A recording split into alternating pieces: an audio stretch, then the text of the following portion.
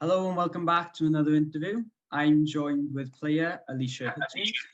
Thank you for joining me today, Alysha. Thank you for having me. Let's get straight into some questions. So first, after finishing your time at university, I know you're currently working on your PGCE. I am, yeah. What is your aspirational goals for the future now? I think to survive the PGC would be a good one, wouldn't it?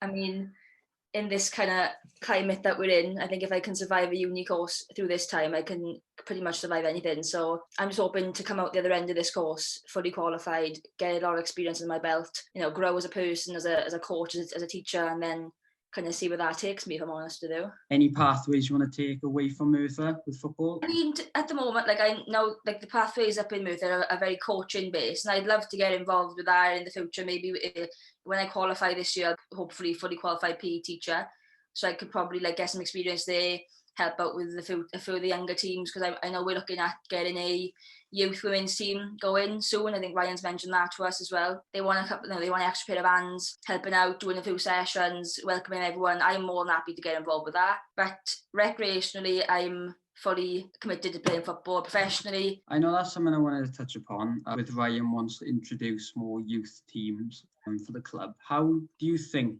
improve the game for women? Obviously, with girls coming in, they can see that there's a chance for them now, which wouldn't have been there a few years ago. No, exactly. I've played for years, and I've played with boys' teams for years. And there was, I think, at the age of 11, I had to go from the boys' teams and find a girls' team. And I was just lucky enough that there was enough girls in my local area that were playing. But now I could probably, if I was that age again, I could probably find so many more teams that are actually available. And it's great to see for the women's game. And the Cardiff and Swansea were on TV the other day, the Welsh Premier League game, Welsh Women's game, and it's just a massive step forward, isn't it? It just shows that the game is growing, and if we can be a part of that in any way, if we can offer any sort of route for any girls, I think I would jump straight at the chance. I think we should do it. We should try and get as many girls in as we can, and just give them this great opportunity to be a part of our club and our kind of family. Could you just tell us a little bit, how did it feel growing up playing with boys teams? Was that off-putting? Did that, some days did you feel like, oh, this ain't for me? I'm not gonna lie, I got a brother, I got two cousins that are boys, and I got obviously a girl cousin as well. But I was growing up with them, and it didn't feel any different me playing. I just felt like I was the same. And it wasn't until I was maybe 11, 12, 13, when I was in school and stuff like that, I did see a difference, because maybe the boys wouldn't pass you as much, or they wouldn't expect you to be able to play. And then if you had the ball on the off chance and you actually could pass a ball properly, something that's so simple, we can all pass a ball properly. And they were like, oh my God, you can pass. I'm like, I play. And they were still so shocked, and it didn't affect me. I wasn't that bothered, but it was just what's wrong with you? I'm going to carry on doing what I want to do. I've never gone in somewhere and been like, I'm better than you, than your old boys. I'm not saying that. I'm just saying I can play. And I'd like to be treated as such. How would you explain to someone who doesn't play sport the environment that you're in? It is basically a second family to you. You'll have players that are like your mother. That's probably me, to be fair. I'm probably the mother. And there's players that are going to be when you're really annoying brothers and sisters that you just you want to tell them to shut up, but you can't help but just love them. So I think a football team or any sport team is basically a second family. You've got the support system, you've got the social aspect, you got the kind of professional aspect where you want to go there and be good for everyone and perform well for everyone. I think more than anything, it is just a group of friends having a really good laugh with each other. I've grown up with a lot of the girls on the team, and we've all bounced around different teams over the years, but we've found a way back to each other. And it's nothing has changed since when we were 13, 14, and I'm 22 now. So nothing has changed. So it is literally like a family, and I would encourage anyone to get involved with something like this, just to have that kind of aspect of your life. Brilliant. It shows that you and the team are really close, which is brilliant to see.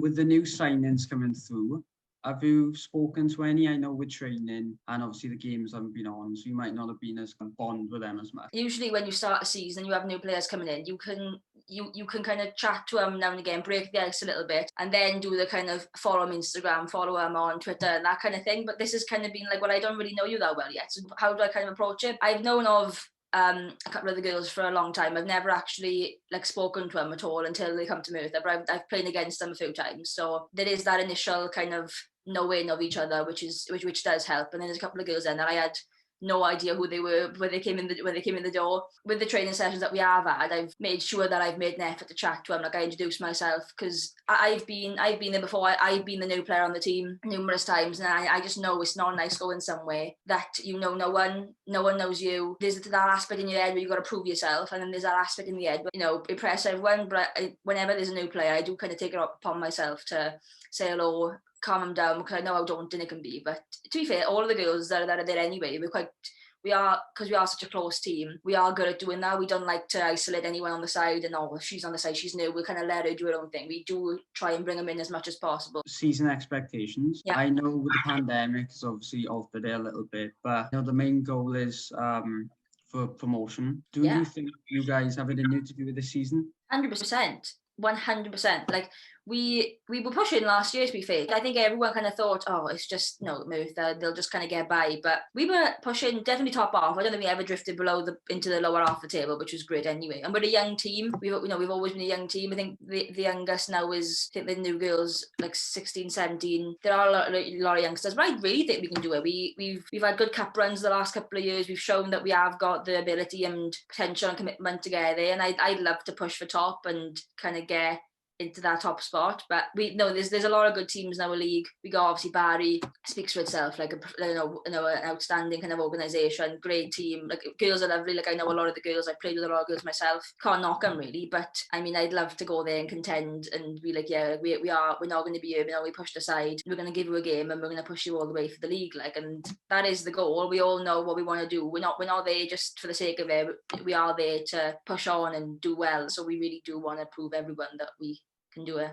That's definitely inspiring for the fans. That's great to hear. The more signings as well, the depth of the squad, I'm sure, is a lot bigger now. And as you said, a lot of the players are a lot younger. This is just more potential for the future. Obviously, they're only just going to improve now. Definitely. And like, even with the players coming in, it's competition for spots at the end of the day. Like, I've been there for 4 years, but there's new players there. So I know I'm not going to walk into my place. I know I've got to compete with these girls who are younger than me, faster than me. I've got to compete with them. And that's in all of our minds. There's got a lot of midfield quality. All the girls know they can't just expect to play. They gotta compete. And it's great to see that they are youngsters still coming through and they still want to push us, because without them, we'd get complacent. We'd know, we're going to play on Sunday anyway. There's no point in turning up for Tuesday or Thursday. We know we're playing. But with these girls coming through, who are of a very high quality as well, we know we can't just sit around and wait to get picked. We got to go out there. We got to prove to Ryan and James. We got to prove, I am good enough. I am going to put in the effort for you and I'm going to do well. But like, the girls who come in, like, they've been really, really good. Like, they've shown a lot of different qualities that we were lacking. Like,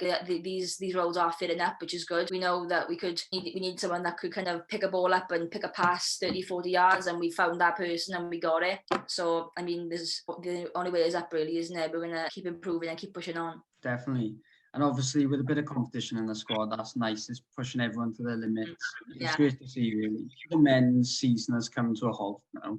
Do you think this is going to push not just the women's game, but for the club? Some fans will probably come over to the women's to watch once you start back. Is another great opportunity. The game can grow even more for the club, mainly. I think, you know what? I'll go watch the women's team today. Like, whether they're still representing the club, I'll go and watch them, and then that's how our fan base will grow. I think this pandemic, it is an awful thing to happen, and I'm like, men's team, what's happening with them, I know it's not ideal in any sense of the word, but in a way it is sort of an opportunity for us now to think, well, we could get a lot more people watching us that are involved with the club. We could maybe sponsorships involve people with external companies want to get involved and sponsor us and help us push on. So I think, ultimately it is an opportunity, but that's if we expect a couple of hundred and we only get like a few, then it's going to be a bit disheartening, isn't it? We're just buzzing for the season to start. We just can't wait. So if we have one person on the sideline or 100, it's not going to make any difference to us, because we just want to play football and that's all we want to do. But thank you for joining me, Alysha. Thank you very much. It's been fun.